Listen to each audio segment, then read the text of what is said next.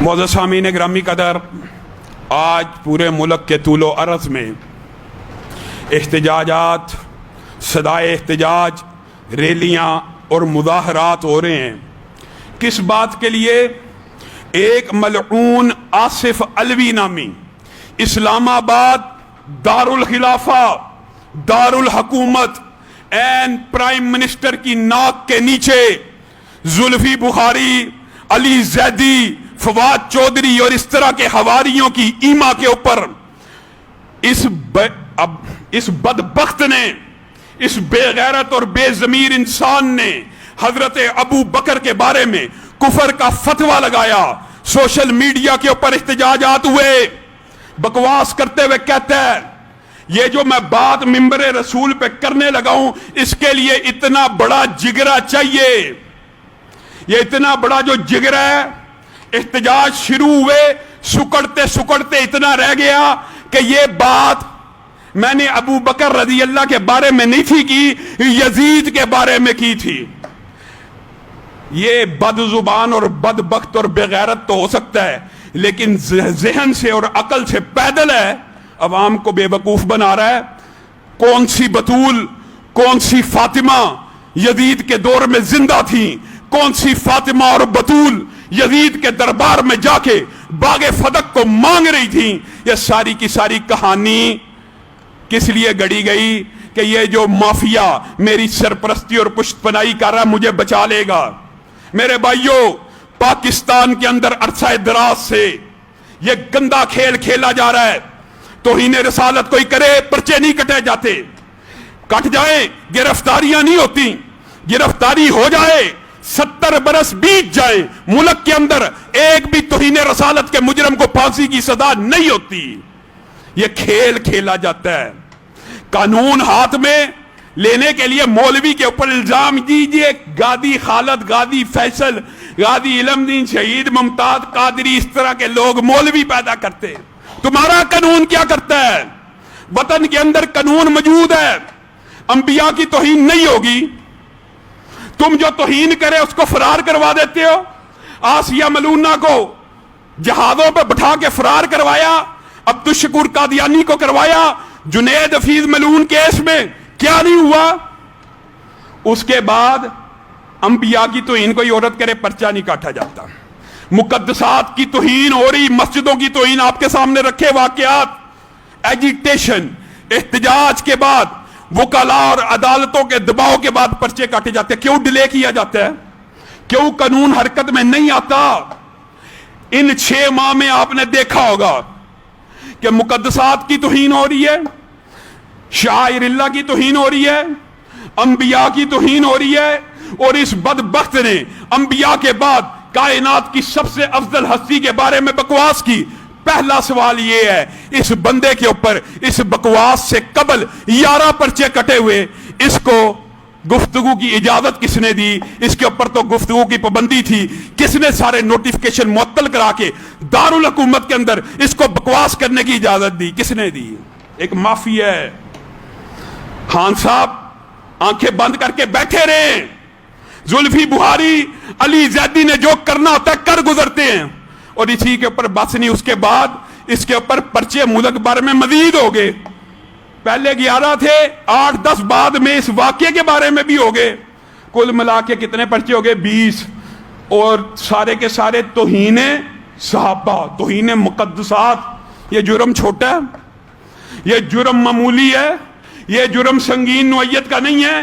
ابھی خبریں مل گئیں، جس طرح آسیہ ملونہ کو فرار کروایا گیا، عبدالشکور قادیانی کو فرار کروایا گیا، اس 20 مقدمات کے ملزم کو سرکاری سرپرستی کے اندر، پروٹوکول کے اندر برطانیہ فرار کروا دیا گیا۔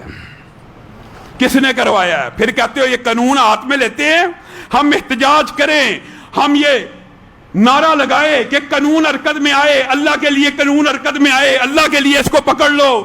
یہ فتنہ فساد انتشار پھیلانا چاہتا ہے۔ ہم ملک کو شام، لیبیا، عراق نہیں بنانا چاہتے، ہم فرقہ واریت پھیلا رہے ہیں۔ وہ جو بکواس کر کے جس کو آپ کے وزراء سرکاری سرپرستی میں بگا رہے ہیں، وہ فرقہ واریت نہیں پھیلا رہے۔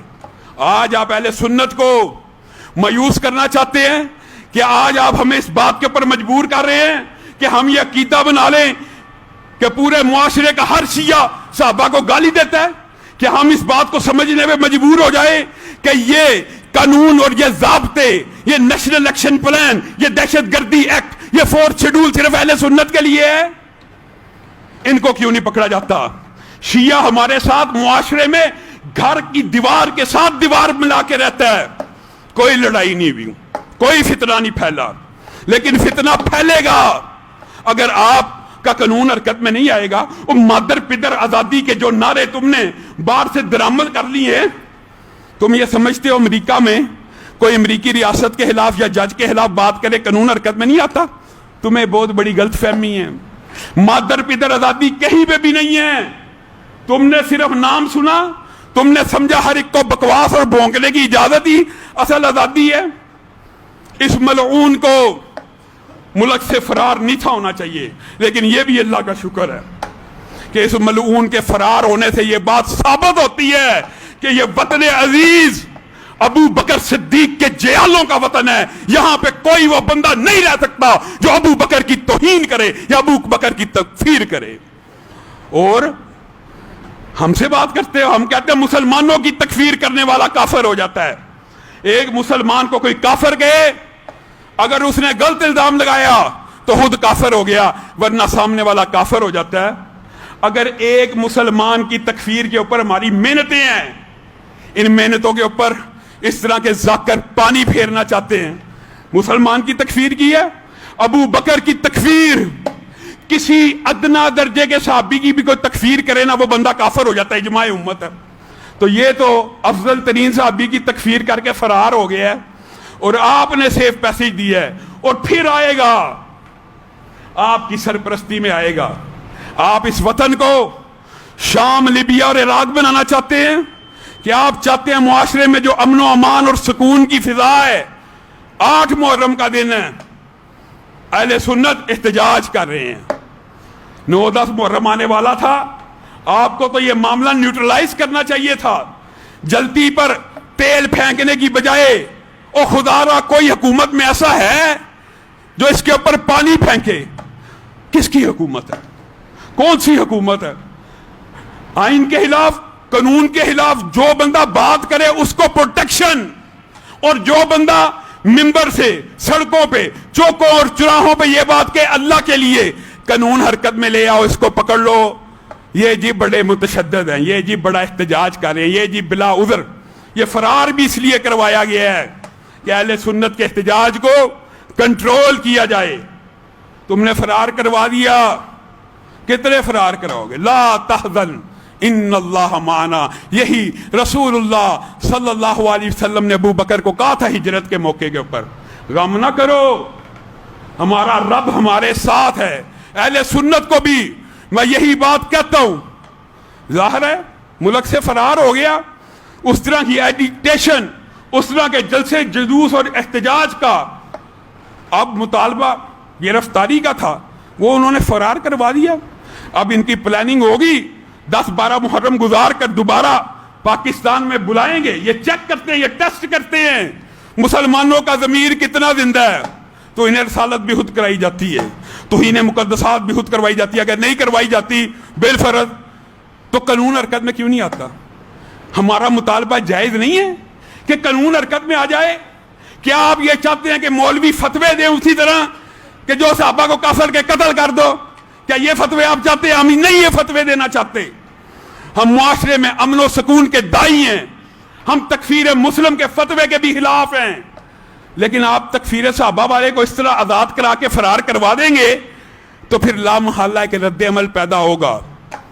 آپ سب ساتھی سوشل میڈیا کو غنیمت سمجھتے ہوئے اس بارے میں اپنا صدائے احتجاج بلند کریں۔ اللہ کی قسم میں سمجھتا ہوں کہ اگر یہ سوشل میڈیا نہ ہوتا تو اہل سنت کی آواز کو تو آج مکمل طور پہ کچل دیا جاتا۔